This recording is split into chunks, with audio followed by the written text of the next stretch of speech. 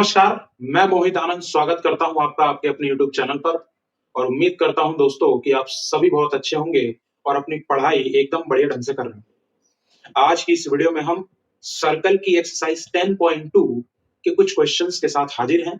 सबसे पहले जो इस वीडियो में क्वेश्चन डिस्कस होने वाला है वो है हमारा क्वेश्चन नंबर 7। क्वेश्चन नंबर 7 कहता है कि दो कंसेंट्रिक सर्कल हैं जिनकी रेडियस है 5 सेंटीमीटर और 3 centimetre. Find the length of chord, हमें क्या करना है, कॉर्ड की लेंथ फाइंड करनी है। किसके? लार्जर सर्कल के कॉर्ड की, जो टच करता है स्मॉलर सर्कल को। एक चीज हम बहुत ही अच्छी तरीके से जानते हैं कि कंसेंट्रिक सर्कल क्या होते हैं। कंसेंट्रिक सर्कल, जिनको सकेंद्रीय वृत्त भी कहते हैं, वो ऐसे सर्कल्स होते हैं जिनका सेंटर सेम होता है लेकिन रेडियस डिफरेंट होता है, यानी कि circles of different radius with same centre is called concentric circles. तो सबसे पहले दो कंसेंट्रिक सर्कल में यहां पे बनाऊंगा, एक जिसकी रेडियस होगी 5 और एक जिसकी रेडियस होगी 3। जो कॉर्ड है वो बड़े वाले सर्कल की है और वो छोटे वाले सर्कल को टच करते हुए जाती है, तो जाहिर सी बात है कि बड़े वाले की कॉर्ड है, छोटे वाले की टेंजेंट है। दोनों का सेंटर सेम होगा। ये जो लाइन मैंने खींची, सेंटर को O मान लेते हैं, पॉइंट ऑफ कांटेक्ट को P मान लेते हैं, कॉर्ड को A और B मान लेते हैं। तो आप समझ पा रहे होंगे कि OP जो है वो 3 सेंटीमीटर होगा। क्यों होगा? क्योंकि ये छोटे वाले सर्कल की रेडियस है। अगर मैं यहां से A को मिला दूं और फिर इसी सेंटर से B को मिला दूं, तो इन दोनों की लेंथ 5-5 सेंटीमीटर हो जाएगी, क्योंकि सेंटर से बड़े वाले सर्कल पे जब मैं पॉइंट मिलाऊंगा तो वो बड़े वाले सर्कल के रेडियस को डिफाइन करेगा। हमें कहा गया है कि कॉर्ड की लेंथ फाइंड करो। देखो, एक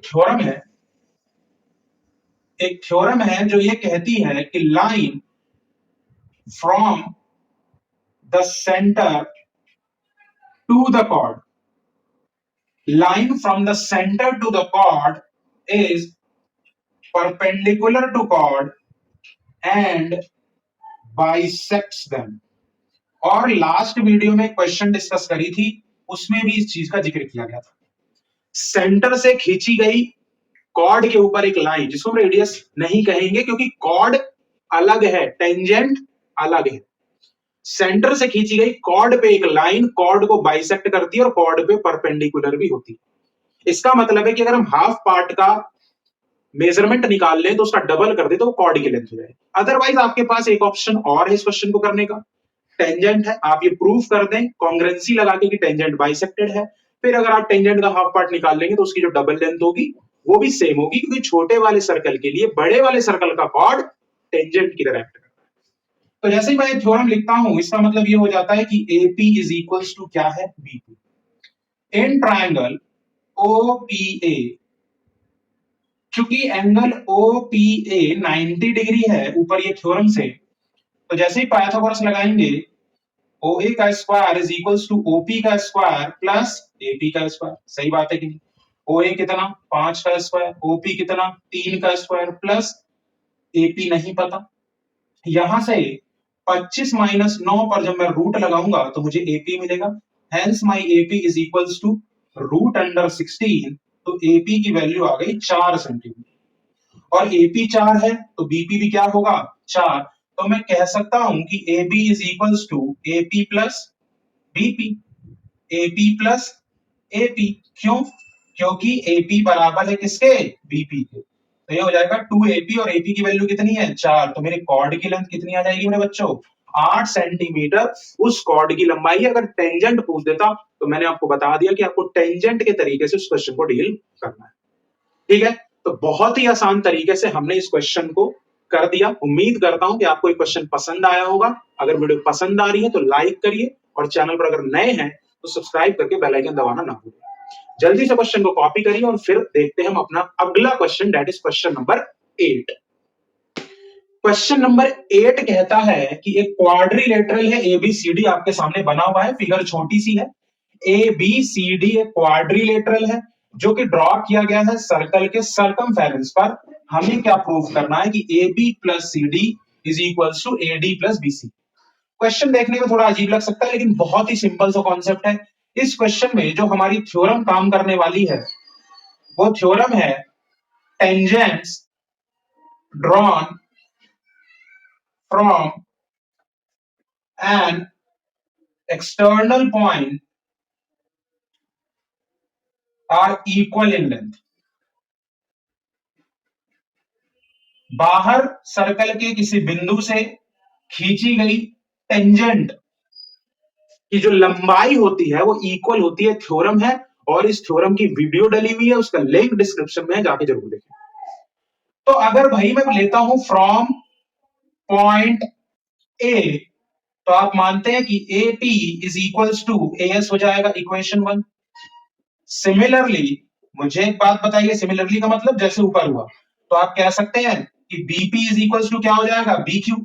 ठीक, similarly C R is equals to क्या हो जाएगा, सी क्यू।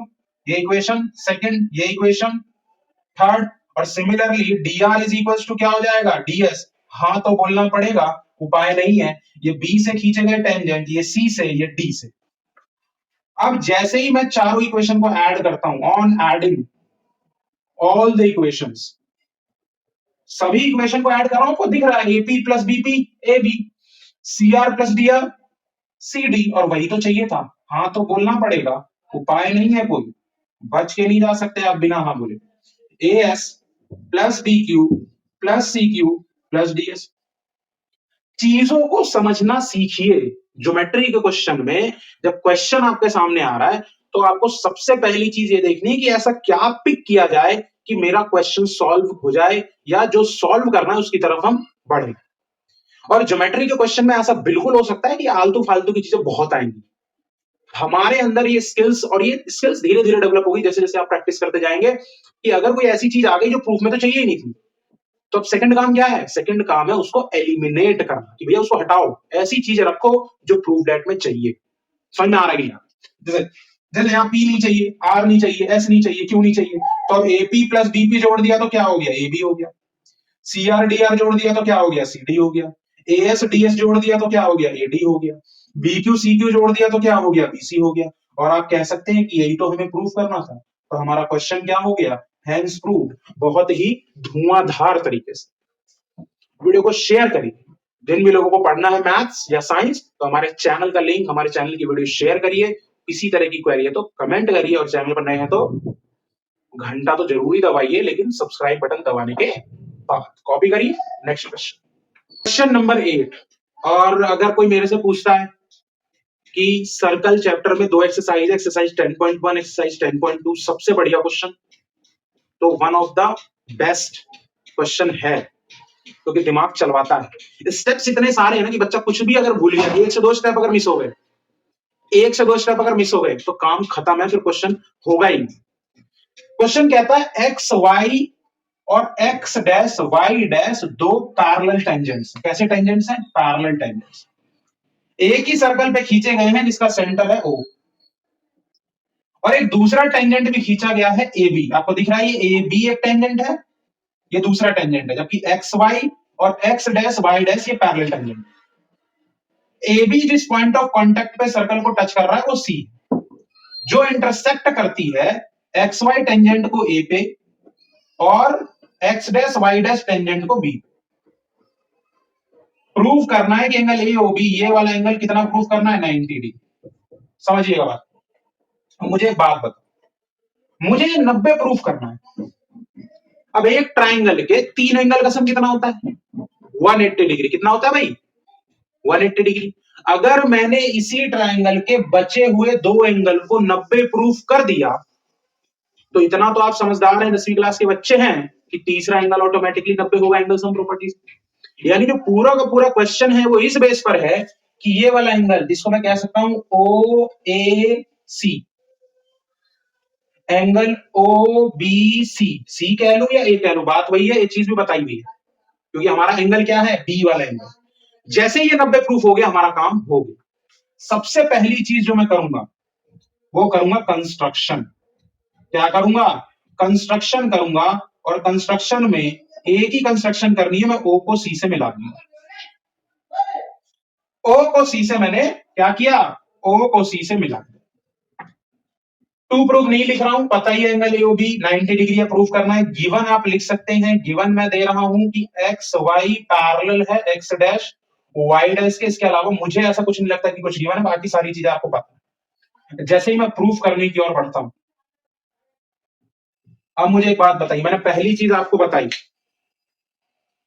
कि एंगल 90 प्रूफ करना है, ट्राइंगल बन रहा है, तो अगर दो एंगल 90 कर दिए तो तीसरा एंगल सम प्रॉपर्टी से 90 बच गया। लेकिन अब उन दोनों एंगल को 90 कैसे प्रूफ करें, this is the biggest challenge. लेकिन वही मेरा दिमाग चला, मैंने देखा कि दो जो ये लाइन है जिनको मैं टेंजेंट बोल रहा हूं, ये तो पैरेलल है।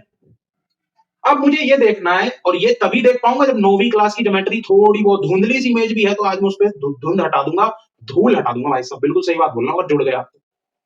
क्यों? क्योंकि दो लाइन पैरेलल है, ये दोनों पैरेलल टेंजेंट है, और हम जानते हैं कि अगर पैरेलल लाइंस हैं तो उसमें एक ऐसी कॉन्सेप्ट है, एक ऐसी चीज है जो हमें 180 का सम देती है, और वो है angle on the same side of the transversal. समझ में आ रहा है? Angle on the same side of the transversal line, और वो कैसे एंगल होते हैं? सप्लीमेंट्री। तो वहां से हमें 180 मिल गया।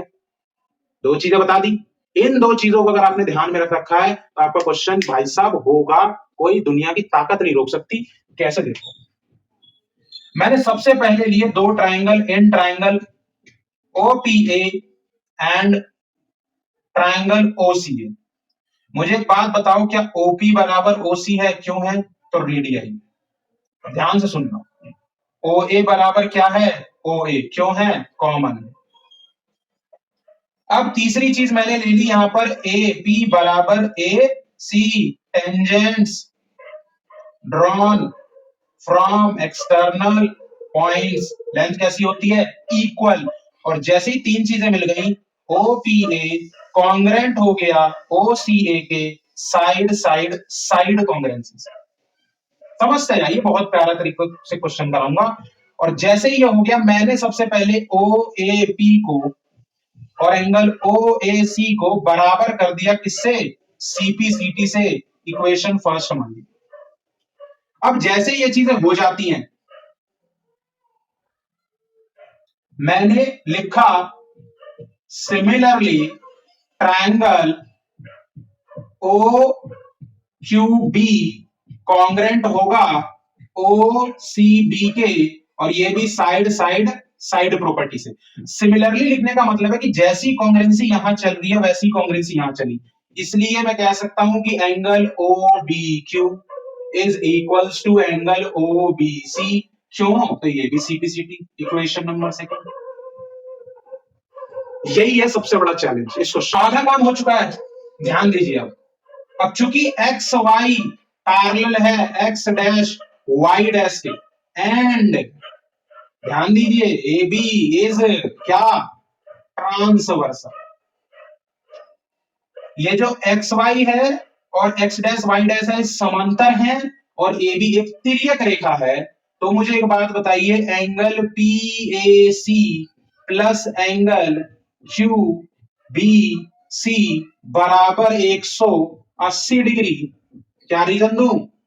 Angles on the same side of the transversal line are supplementary. बोलिए सही बात है कि नहीं? अभी बताया है मैंने कि मैं इसी प्रॉपर्टी को यूज करने वाला हूं, इसको कोइंटीग्रल एंगल भी कहते हैं। लेकिन यहां दिक्कत है कि हमें जो चाहिए वो नहीं मिल रहा। तो मैंने देखा कि एंगल PAC के दो टुकड़े, एक है PAO।